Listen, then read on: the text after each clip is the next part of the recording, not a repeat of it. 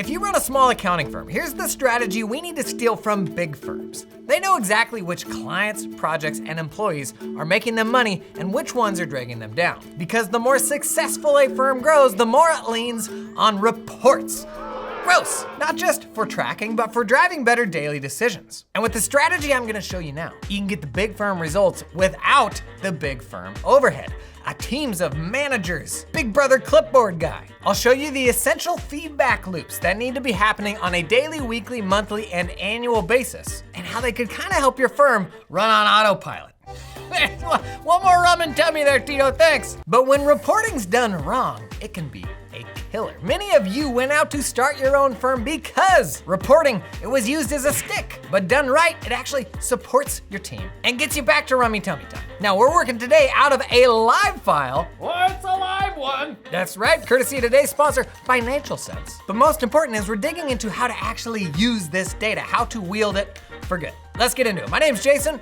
I last ran a 40-person accounting practice, and I now help accountants around the world run better firms. We are gonna use these shiny reports and turn them into systems. Daily, weekly, monthly, and annual systems. Let's start with your daily feedback loops. This is important. I'm in a live file. If you haven't seen Financial Sense before, here's what I'd say is probably its party piece. This is the workflow view, the status of all your work in one place. See where anything's at, see any deadlines that are coming up, is where we make sure things aren't slipping through the cracks. And the main thing I'm looking for in daily feedback loops is ensuring that projects are on track, that we're managing anything that could fall behind. So, every day, I'm gonna have the staff self-report to their supervisor on any projects that are overdue. And it's gonna be really easy for them to see that with this view here. Now, if you drill into any of these, the idea is you've kinda got everything you need in one place. Outstanding client requests at the top here, maybe that's why it's running late, the client's dragging their feet. Our internal tasks down here, look how clean this is, even like nested subtasks. Many of these tasks have automations attached to them as well. You can chat with the client from here, chat with your team. This is probably where you'd ping the supervisor to clarify why the project's late.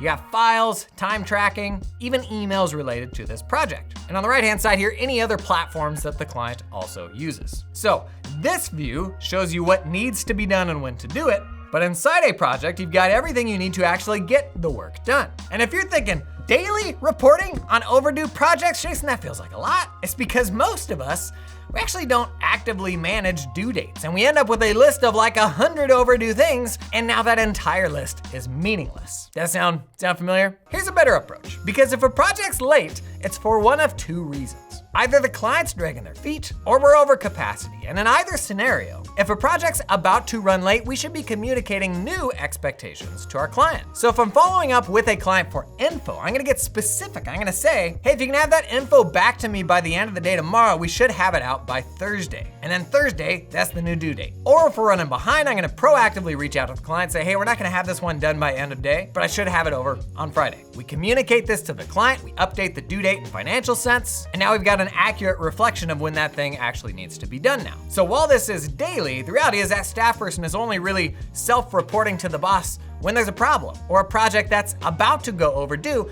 which is exactly what you want, right? So there's your daily feedback loop. Staff raising their hand if stuff's running late, but let's talk weekly feedback loops. Recently, Financial Sense shipped some pretty big reporting improvements. And admittedly, this is where cloud practice management systems have kind of sucked historically as reporting and insights. But check this out. Here is work insights. For a given period of time, let's say this quarter, I can see completed projects, projects completed on time, average days to completion, and how many projects are overdue. Down here, we've got by team member, the number of open projects, and how many are overdue. I love this one. I can drill into these to see the specific projects. And this right here, this is the first weekly feedback loop I want happening in my firm, is supervisors or managers or pod leaders, whatever that looks like for you, they're coming specifically to this team performance panel and checking in with any team members that have overdue projects in order to go deeper. They are getting the daily reporting from the team, but once a week, I want the boss to stop and have a conversation with that person, see if there's anything that they can do to grease the skids. Probably take a look over here too at client performance and see, oh, is this actually like a client that's become the bottleneck on a bunch of projects and we need to escalate? But once a week, we got the big boss coming in, seeing if there's anything that they can do to get things rolling. Now, the second thing I'm keeping an eye on once a week, I'm hopping into this one right here, accounts receivable. Man, it's 2025.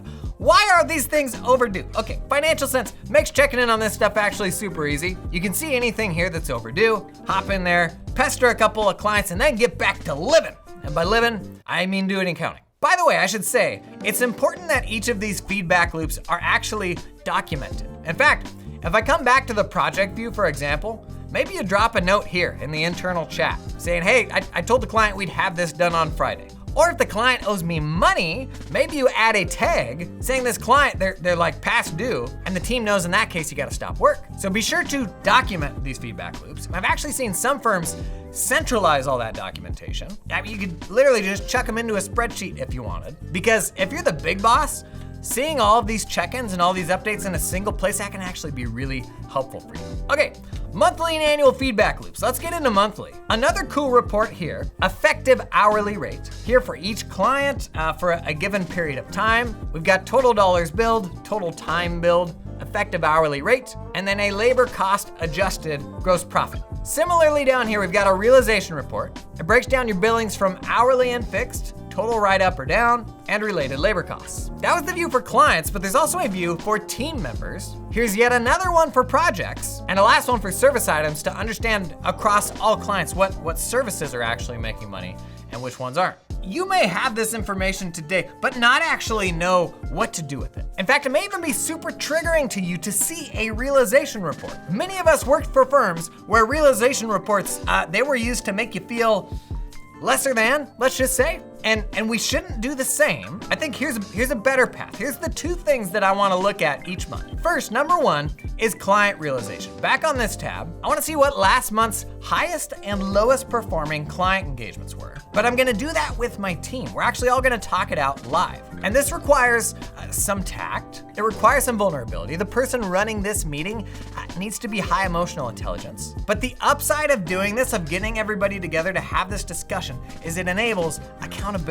Because nobody wants to have to be the one to bail their teammates out, and the last thing that you want to do is let a member of your team flounder without the support that they need. That's become easier than ever as we're now working in more distributed ways. So when I get the team together, the high-performing clients, these are the wins. We'll look at why they're high-performing, and people will get ideas from these engagements that they can pull back into their own. And then for underperforming engagements, we'll do the exact same thing. We'll dig into it together. Everybody can pitch in ideas, and it's your job, if you're the person running the meeting, to ensure that this is done in a supportive way. So that's the first monthly feedback loop, client realization. The second feedback loop I wanna see is checking in on my team's capacity. Financial Sense actually makes this pretty easy. Does everyone on the squad have a reasonable volume of stuff to do? And do I have a place to put the next new client? Most of us, honestly, we kind of stink at capacity planning because we do it by gut feel. And in my experience, capacity planning, it's not the hardest thing in the world. We just don't make time for it. And we also aren't always willing to be realistic about how long something may actually take to get done. Maybe because it was us that mispriced the work in the beginning.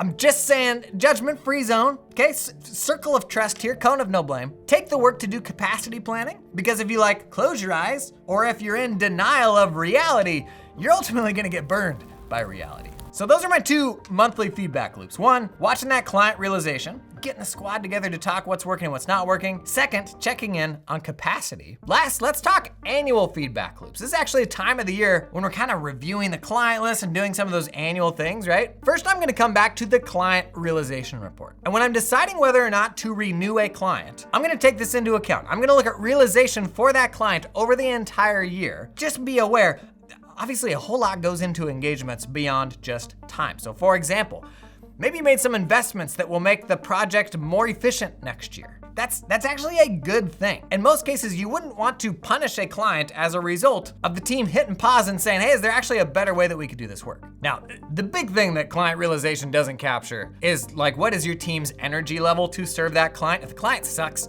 the client sucks. There's no way around that. Last, second thing I'm gonna look at on an annual basis, I'm gonna dig into staff realization. Now, the wrong way to use this is to dangle this metric in front of your team. In fact, this isn't a number that I'm actually gonna let virtually anyone in my team get anywhere near, because as soon as you show it to them, you're just asking for it to be manipulated. And as soon as that happens, it all just kind of becomes a game, right? You end up finding out that somebody's, working late and not clocking time so their numbers look better. We're trying to do this in a supportive environment. And I actually find that the monthly cycle of reviewing wins and losses, what client engagements are working out and which ones aren't. If you really do have chronically underperforming members on your team, that becomes plain as day within those monthly meetings. And that stuff, that can happen for reasons inside that person's control, reasons beyond that person's control. And it's our job to step in and like tactfully manage that, right? But each year, I'm gonna look at staff realization over the arc of an entire year. It matters,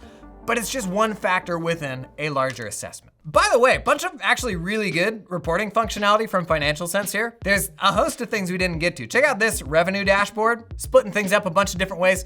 This one's a log of all the things clients uploaded to your portal. If you've experienced portal blindness, you know exactly how useful this can be. If you've been following my recommendations, you know Financial Sense, it's one of my top recommended platforms. Go check them out now and use the discount code in the video description to get 10% off. Really cool stuff. Thank you to Financial Sense for sponsoring this video. Now, the biggest trap here, it's what you do next. If you think you're gonna implement these feedback loops yourself, if you're like me, you're like, I'll get to it, that is a guaranteed way to ensure that it never happens. So share this one with a member of your team. Have them kick off the process, because for you, buddy, here's the thing, is you are closer than you think to taking systems just like this and turning them into a wildly profitable firm. So let me show you how I've taken now over 5,000 accounting firms and helped them find a path to doubling their profitability. Doubling! 2x, buddy! Rummy tummy time! Rummy tummy time awaits!